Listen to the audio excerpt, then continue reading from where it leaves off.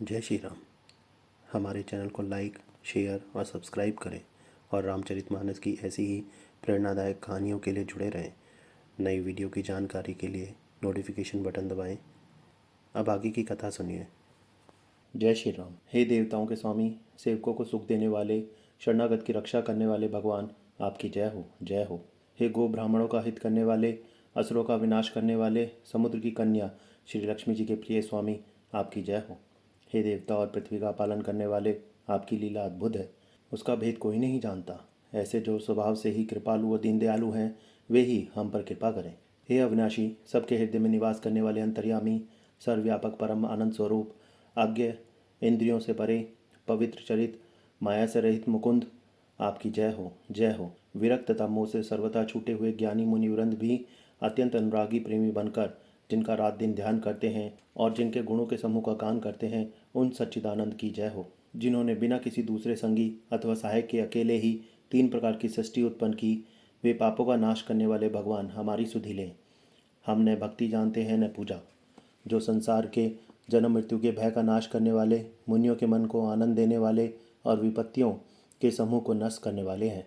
हम सब देवताओं के समूह मन, वचन और कर्म से चतुराई करने की बान छोड़कर उन भगवान की शरण आए हैं। सरस्वती, वेद, शेष जी और संपूर्ण ऋषि कोई भी जिनको नहीं जानते, जिन्हें दीन प्रिय हैं, ऐसा वेद पुकार कर कहते हैं, वे ही श्री भगवान हम पर दया करें।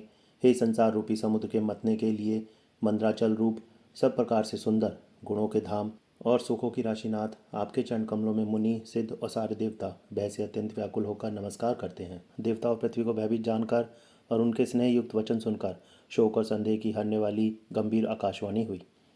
हे मुनि, सिद्ध और देवताओं के स्वामियों, डरो मत।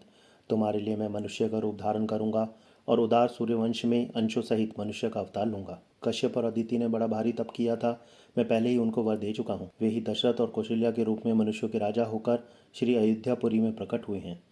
उन्हीं के घर जाकर मैं रघुकुल में श्रेष्ठ 4 भाइयों के रूप में अवतार लूंगा। नारद के सब वचन में सत्य करूंगा और अपनी पराशक्ति के सहित अवतार लूंगा। मैं पृथ्वी का सब भार हर लूंगा। हे देववृंद, तुम निर्भय हो जाओ। आकाश में ब्रह्म की वाणी को कान से सुनकर देवता तुरंत लौट गए, उनका हृदय शीतल हो गया। तब ब्रह्मा जी ने पृथ्वी को समझाया, वह भी निर्भय हुई और उसके जी में भरोसा आ गया। देवताओं को यही सिखाकर कि वानरों का शरीर धर धर कर तुम लोग पृथ्वी पर जाकर भगवान के चरणों की सेवा करो, ब्रह्मा जी अपने लोक को चले गए। सब देवता अपने अपने लोक को गए। पृथ्वी सहित सबके मन को शांति मिली। ब्रह्मा जी ने जो कुछ आज्ञा दी, उससे देवता बहुत प्रसन्न हुए और उन्होंने वैसा करने में देर नहीं की। पृथ्वी पर उन्होंने वानर देह धारण की। उनमें अपार बल और प्रताप था। सभी शूरवीर थे। पर्वत, वृक्ष और नख ये उनके शस्त्र थे। वे धीर बुद्धि वाले वानर रूप देवता भगवान के आने की राह देखने लगे। वे वानर पर्वतों और जंगलों में जहाँ तहाँ अपनी अपनी सुंदर सेना बनाकर भरपूर छा गए। यह सब सुंदर चरित मैंने कहा। अब वह चरित सुनो जिसे बीच ही में छोड़ दिया था। अवधपुरी में रघुकुल शिरोमणि दशरथ नाम के राजा हुए, जिनका नाम वेदों में विख्यात है। वे धर्म धुरंधर, गुणों के भंडार और ज्ञानी थे।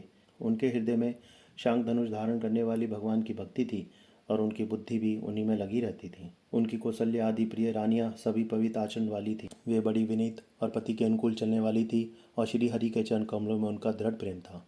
एक बार राजा के मन में बड़ी ग्लानि हुई कि मेरे पुत्र नहीं है। राजा तुरंत ही गुरु के घर गए और चरणों में प्रणाम कर बहुत विनय की। राजा ने अपना सारा दुख सुख गुरु को सुनाया।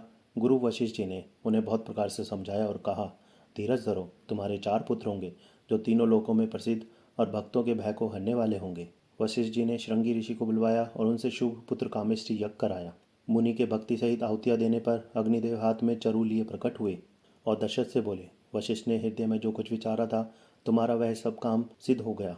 हे राजन, अब तुम जाकर इस पायस को जिसको जैसा उचित हो वैसा भाग बनाकर बांट दो। तदंतर अग्निदेव सारी सभा को समझाकर अंतर्ध्यान हो गए। राजा परमानंद में मग्न हो गए। उनके हृदय में हर्ष समाता न था। उसी समय राजा ने अपनी प्यारी पत्नियों को बुलाया। कौशल्या आदि सब रानियां वहां चली आई। राजा ने पायस का आधा भाग कौशल्या को दिया और शेष आधे के 2 भाग किए। उनमें से एक भाग राजा ने केकई को दिया। शेष जो बच रहा उसके फिर 2 भाग हुए और राजा ने उसको कौशल्या और केकई हाथ पर रखकर और इस प्रकार उनका मन प्रसन्न करके सुमित्रा को दिया। इस प्रकार सब स्त्रियां गर्भवती हुई। वे हृदय में बहुत हर्षित हुई। उन्हें बड़ा सुख मिला। जिस दिन से श्री हरि गर्भ में आए, सब लोगों में सुख और संपत्ति छा गई। शोभा, शील और तेज की खान बनी हुई सब रानियां महल में सुशोभित हुई। इस प्रकार कुछ समय सुखपूर्वक बीता और वह अवसर आ गया जिसमें प्रभु को प्रकट होना था। योग, लगन, ग्रह, वार और तिथि सभी अनुकूल हो गए। जड़ और चेतन सब हर्ष से भर गए, क्योंकि श्री राम का जन्म सुख का मूल है। जय श्री राम।